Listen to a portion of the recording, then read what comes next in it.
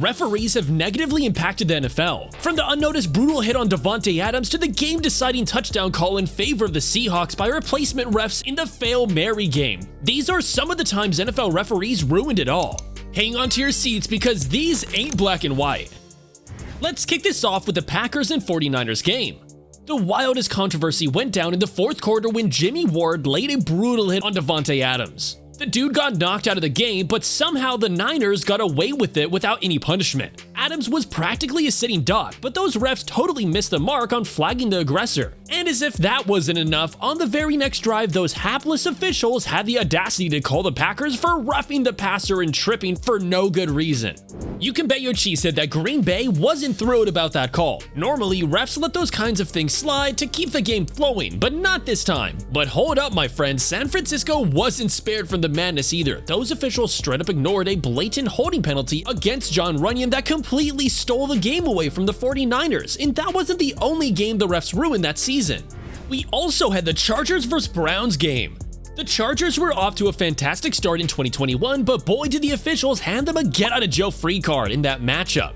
Myles Garrett was fuming after the game because the refs unnecessarily gave the Chargers a pass interference call that was totally bogus, and guess what? That call ended up leading to the Chargers scoring the game-winning touchdown. Talk about feeling robbed. Cleveland was absolutely livid. Honestly, I'd be livid with you too if you didn't hit that subscribe button now. Back to the game. Here's the crazy part. AJ Green barely even touched Mike Williams from the Chargers, yet they somehow called pass interference against him. I mean, come on. If anything, it was Williams who had a handful of Green's jersey. He was the only one guilty of offensive pass interference, but the officials totally dropped the ball, pun totally intended, and went in favor of the attacker. The Browns were left shaking their heads in disbelief because they deserve so much better. Man, oh man, those officials really made a mess of that game. And it wasn't even an isolated event. I mean, do you guys remember the 2019 Chiefs vs. Patriots game? It's funny how Tom Brady was quick to complain about lousy officiating the week before, but when it came to the AFC Championship game, he conveniently stayed silent. Why? Well, because the call went in his favor. Now, that's selective outrage. Fans couldn't believe their eyes when they witnessed one of the most laughable reasonings the passer calls ever. The ref actually penalized the Kansas City pass rusher for barely touching Brady, and the man went down like a sack of potatoes. Let me tell you, the internet exploded with fury right then and there. Even NFL star JJ Watt jumped in to condemn the referees for needlessly ruining the biggest moments of players' careers, and boy oh boy did this game have major consequences. The winner was headed to the Super Bowl after all. In this case, it was the Patriots who came out on top and later crushed the Rams.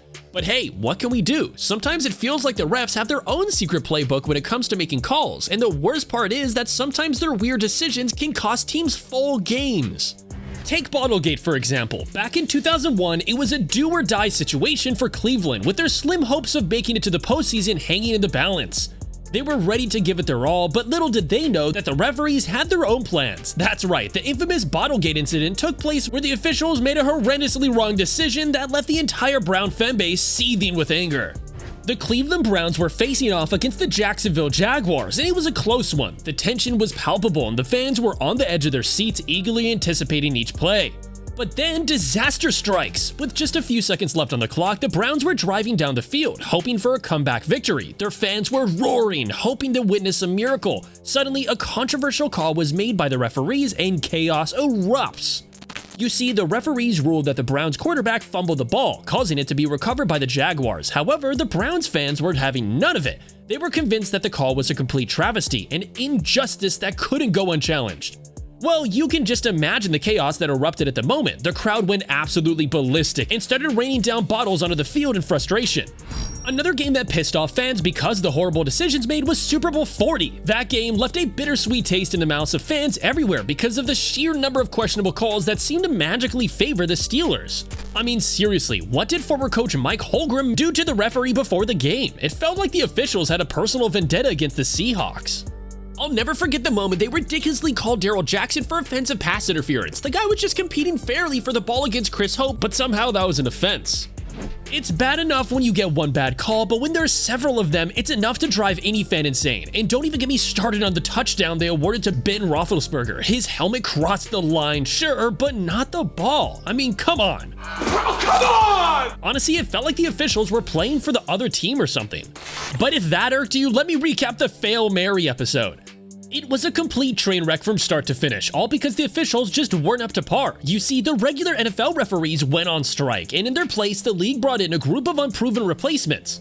Let me tell you, the difference in quality was like night and day, and it quickly became apparent that these new referees were way out of their depth. And then came the fateful NFC divisional round game between the Seahawks and the Packers. The Packers were leading 12-7 with only 8 seconds left on the clock. Everyone thought the game was practically over, but hold on, Russell Wilson had other plans. He threw a desperate Hail Mary pass towards the end zone. Both Golden Tate from the Seahawks and Packers safety MD Jennings went up to catch. Now, anyone with eyes could see that Jennings actually intercepted the pass. It was crystal clear, but oh no, the referees had a different opinion. They shockingly awarded Tate the touchdown. And sometimes referees are even caught cheating, like in the 2022 New York Jets and Green Bay Packers game. You won't believe the video that surfaced from the game. It was a real head scratcher. In the clip, you can clearly see running back Breece Hall getting smacked with an extra hit even after he's already out of bounds. It's one of those moments that make you go, wait, what just happened? Here's the kicker. The referee who was overseeing the play seemed ready to throw that penalty flag signaling a clear foul, but then all of a sudden he hesitated and decided to confer with another referee.